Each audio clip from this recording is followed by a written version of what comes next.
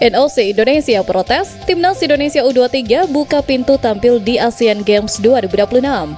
Erick Thohir respon tuduhan media Malaysia. Media Italia viralkan aksi cerdik Jay Itzels. Derby Indonesia di era divisi jadi milik Justin Hubner. Assalamualaikum warahmatullahi wabarakatuh. Salam olahraga. Jadi media Italia viralkan aksi cerdik Jay Itzels yang kedua, derby Indonesia di era divisi, mempertemukan antara Mireno Jonathan dan Justin Hubner. Yang selanjutnya Erick Thohir respon narasi media Malaysia ya. Yang terakhir NOC Indonesia protes, Timnas U23 terbuka lebar tampil di Asian Games tahun 2026. Coba saksikan bersama ya. Eskalasi karir Bang Jay di kasta tertinggi sepak bola Italia rupanya sedang berada di level yang sangat sulit untuk diabaikan. Bek tangguh kebanggaan kita ini mendadak jadi buah bibir setelah aksi heroiknya membela Sassuolo melawan Hellas Verona viral dan mendapat pujian selangit dari berbagai media ternama Italia. Perlu diketahui, konflik taktis bermula ketika Fabio Grosso harus memutar otak akibat skorsing yang menimpa partner sehati Jay, Tarik Muharrebovic. Kondisi ini memaksa Jay melakukan penyesuaian instan dengan Sebastian untuk menjaga jantung pertahanan klubnya. Media kenamaan Tutto Mercato Web menyoroti bagaimana Jay sangat cerdik menutup celah koordinasi yang sempat goyah di fase awal sebelum akhirnya tampil stabil sepanjang laga. Kedisiplinan Jay membuat juru gedor Verona, Kieron Bowie, mati kutu, sementara penetrasi dari lini kedua yang dibangun Moatasem berhasil dimentahkan tanpa sisa.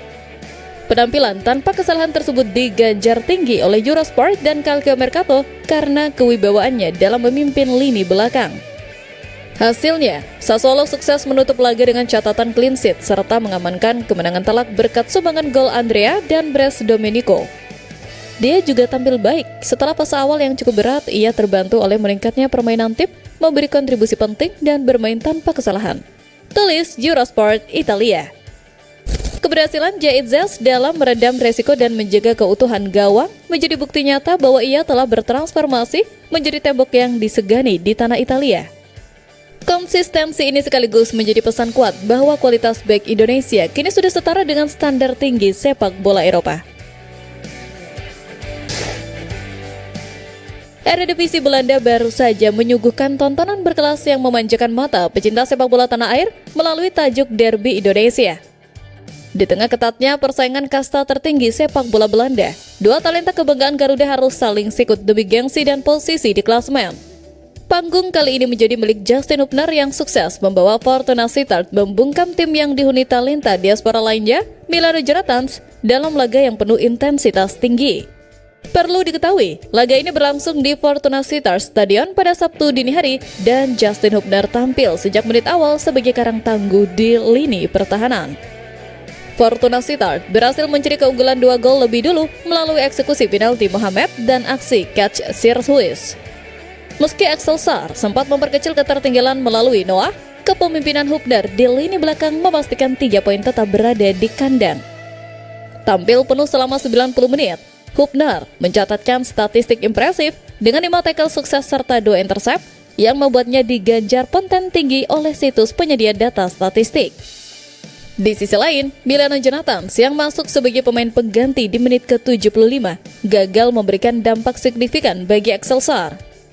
Upayanya melakukan tusukan dari sisi sayap kiri berkali-kali membentur tembok tebal yang dibangun oleh Hubner dan kolega. Kemenangan ini pun sukses melesatkan Fortuna Sittard ke posisi ke-11 klasemen sementara, meninggalkan Excelsior yang masih tertahan di peringkat ke-13. Konsistensi Hubner di tanah Eropa ini menjadi bukti nyata bahwa mentalitas pemain kita sudah berada di level yang sangat kompetitif. Dinamika di luar lapangan mendadak memanas setelah sebuah narasi liar dari tetangga sebelah mencoba menyeret nama Ketua Umum PSSI ke dalam pusaran konflik internal mereka. Saat ini, Federasi Sepak Bola Malaysia memang sedang berada di titik nadir setelah dijatuhi sanksi berat oleh FIFA akibat skandal pemalsuan dokumen naturalisasi 7 pemain asing. Alih-alih melakukan evaluasi mendalam, media Malaysia justru memunculkan laporan provokatif yang menuding Erick Thohir sebagai dalang utama di balik aduan ke FIFA tersebut. Perlu diketahui, menanggapi tuduhan miring yang mencuat pada Februari 2026 ini, Erick Thohir memberikan respon yang cukup menohok sekaligus sarkastik di kantor Kemenpora. Ia menegaskan bahwa tuduhan tersebut sama sekali tidak berdasar dan tidak masuk akal dalam logika diplomasi sepak bola. Erick menyatakan bahwa dirinya tidak memiliki kepentingan sedikit pun untuk mengintervensi kemajuan negara lain, terlebih di tengah upaya kolektif meningkatkan level sepak bola Asia Tenggara di mata dunia. Dengan nada bicara yang tenang namun tegas, ia menyampaikan permohonan maaf karena merasa kelasnya bukan berada pada level persaingan yang tidak sehat seperti itu. Erick Thohir justru menekankan pentingnya saling bahu-membahu untuk memperkuat kualitas kompetisi di kawasan agar tidak terus tertinggal dari dominasi Eropa dan Amerika Latin. Baginya, energi federasi jauh lebih baik digunakan untuk meningkatkan kualitas internal daripada menjatuhkan negara lain melalui cara-cara non-teknis.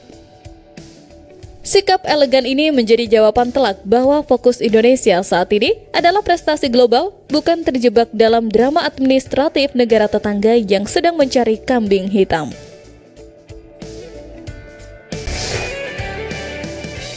Plot twist besar baru saja hadir sebagai angin segar bagi publik sepak bola tanah air di tengah ketidakpastian nasib timnas Indonesia U23.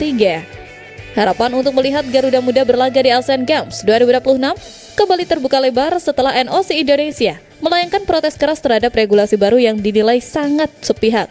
Perlu diketahui, semua bermula ketika AFC dan OCA mengubah aturan main secara radikal dengan hanya mengizinkan negara yang lolos Piala Asia U23 2026 untuk tampil di Asian Games.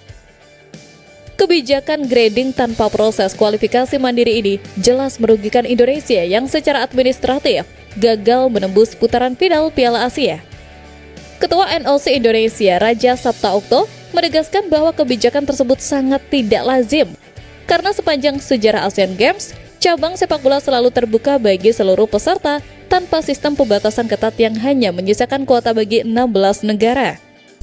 NOC Indonesia pun bergerak cepat dengan melaporkan situasi ini kepada Menpora dan menjalin komunikasi langsung hingga ke level Presiden OCA.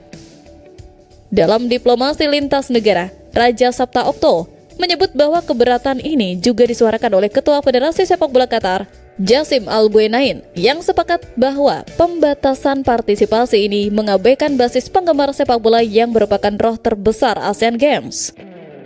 Kini, bola panas ada di tangan OCA untuk menunjukkan transparansi dan keadilan bagi 45 negara Asia.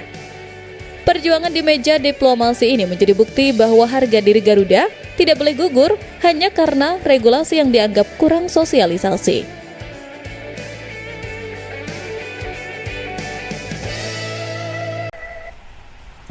Oke, itu saja untuk video saya saat ini. Nantikan video saya selanjutnya. Sampai jumpa.